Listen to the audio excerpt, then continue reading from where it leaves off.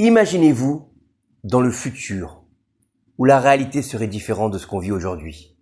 Si le peuple se soulevait contre les gouvernements du monde, si dans le monde entier, il n'y avait plus de gouvernement, plus de politique, plus de structure, que le peuple gouverne à sa manière, et bien sûr qu'il aurait décidé de supprimer les juges, les tribunaux, la police, les prisons, que se passerait-il?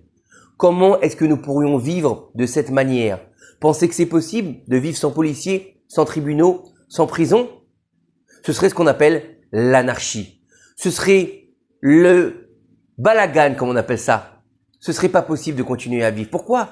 Parce que les crimes seraient impunis et chacun donnerait libre cours à sa folie. Et ce serait vraiment dangereux pour le monde.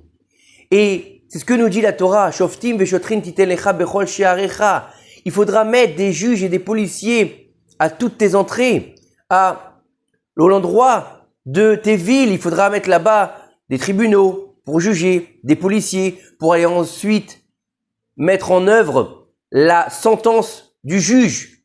Mais qui plus est, il faut aller chercher un peu plus loin. Parce que ça, c'est sûr qu'on a besoin de structures quel que soit dans le pays dans lequel on vit, ou bien même dans la vie dans laquelle on vit, on a besoin d'une structure. On peut pas faire n'importe quoi. On va pas décider du jour au lendemain de se dire, tiens, moi j'ai décidé de griller tous les feux rouges parce que ça me plaît pas qu'il y ait des feux rouges. On devient un meurtrier. Il y a des lois qu'il faut respecter. Et la Torah, elle fait aussi force de loi. Il faut respecter les commandements de la Torah, puisqu'on te dit Torah Traim, Sama Chaim ou Sama Mavet. C'est toi qui en fais un élixir de vie ou c'est toi qui en fais un élixir de mort. Donc il faut suivre la Torah pour pouvoir vivre et pour pouvoir faire Torah Traim, une Torah de vie. Mais plus que ça, nos sages nous disent, mais des juges et des policiers à tes portes, quelles que sont les portes. Et de nos sages de nous dire que ce sont les portes de l'homme. Quelles sont les portes de l'homme? Les portes de l'homme sont les différents chushim de l'homme. C'est quoi les chushim de l'homme? C'est les yeux, c'est le nez, c'est la bouche, c'est les oreilles et les mains. Tous ces éléments-là, faut savoir que c'est les portes d'accès vers nos âmes. Donc nos sages nous disent, là-bas tu vas mettre des juges et tu vas mettre des policiers pour éviter la transgression. Mets-toi des barrières, fais attention à ce que tu fais. Pourquoi? Parce que chaque chose qui va venir vers toi, il va avoir une incidence sur ton âme. Donc tu vas faire attention à tes yeux.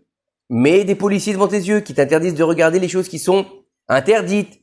Mais aussi des policiers ou des juges à tes oreilles pour pas entendre du lashon hara. À ta bouche, fais attention de ne pas dire du lashon hara, bien sûr. Et de faire attention à ce que tu rentres aussi dans ta bouche. C'est-à-dire de ne pas manger d'aliments interdits. Le nez, quel rapport avec le nez? Ne va pas sentir un parfum qui t'est interdit. C'est quoi un parfum qui t'est interdit?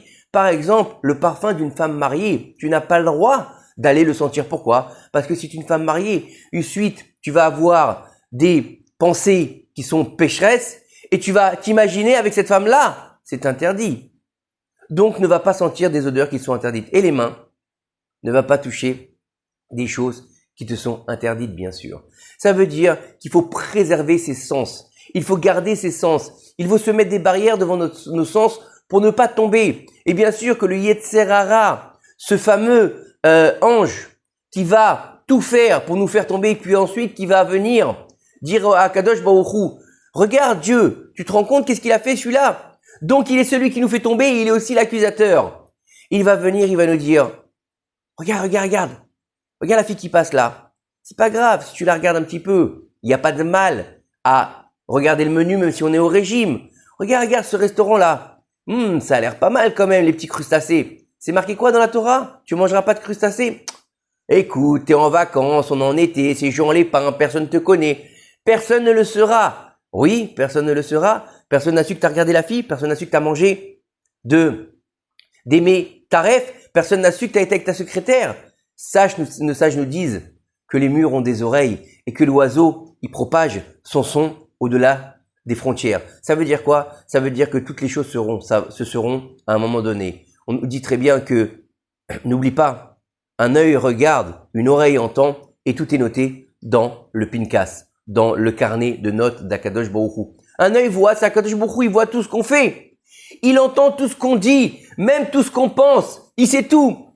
Donc à un moment donné, il va falloir donner des comptes. Et nous, on va dire non, c'est pas la peine, moi je vais vivre ma vie tranquillement, comme je l'entends, je vais regarder n'importe quoi, je vais regarder toutes les séries qu'il faut, toutes les saletés qu'il faut à la télé, je vais me gaver d'images bien sales et c'est pas grave, ça va pas avoir d'incidence sur mon cerveau aussi, ça va avoir une incidence. Pourquoi? Parce que les yeux sont les portes de l'âme. Le nez, oh tu vas pas sentir un bon parfum, c'est pas très grave. Oui, mais ça va tellement t'enivrer que tu en risques de tomber dans la débauche avec cette femme-là. La toucher, vous avez très bien compris, c'est pas la peine de vous faire un dessin. Parler, le langage et les oreilles. Ça fait 2000 ans que le temple il a été détruit à cause du Lachon Hara et du Motzi Shem Ra. Et nous, on n'a pas été en mesure de le réparer depuis 2000 ans. Pourquoi? Parce qu'on ne sait pas garder notre bouche, parce qu'on ne sait pas garder nos oreilles. Quoi? T'as pas entendu? J'ai pas entendu quoi? T'as pas entendu celui-là?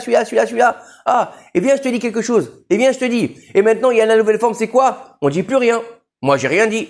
J'ai juste écrit sur les réseaux sociaux. N'allez pas dans ce restaurant, il est pourri. N'allez pas chez celle-là, c'est des arnaqueurs. Celui-là, il a fait un voyage, c'est le pire des arnaqueurs. On dit pas de prévenir les gens si vraiment il y a une arnaque, ça c'est pas ça. Non, d'aller salir quelqu'un parce que malheureusement le serveur ce jour-là, il était fatigué ou le cuistot, il a pas assez cuit la viande. Ça peut arriver, on est des êtres humains. Ou bien tu as acheté un meuble et il y avait un défaut, ça peut arriver. La personne qui le vend, il n'est pas forcément en train de le construire des fois. Et même si c'est lui qui le construit, c'est le menuisier. L'erreur est humaine. Non, ça y est. On va lui détruire son commerce, on va lui détruire sa famille, on va lui détruire sa fille. Pourquoi? Pour une erreur. Alors que personne n'est parfait. Donc savoir garder sa bouche, savoir garder ses oreilles, savoir garder ses yeux, pour que notre neshama elle soit propre, elle soit pure. Et pour enfin faire le tikkun de cette faute qui nous habite depuis 2000 ans, celle de la destruction du temple. Il faut maintenant reconstruire le temple, être en mesure de revenir vers nos fondamentaux, fermer notre bouche, aimer notre prochain comme nous-mêmes, savoir juger l'autre favorablement, akarat, de savoir de l'ifne mishurat adin. C'est quoi? N'être au-dessus du din. Bon, c'est vrai, il a fait une erreur et je pourrais lui demander réparation. Mais tu sais quoi? Je vais être un peu plus léger. C'est pas grave. Regarde, on va s'arranger toi et moi.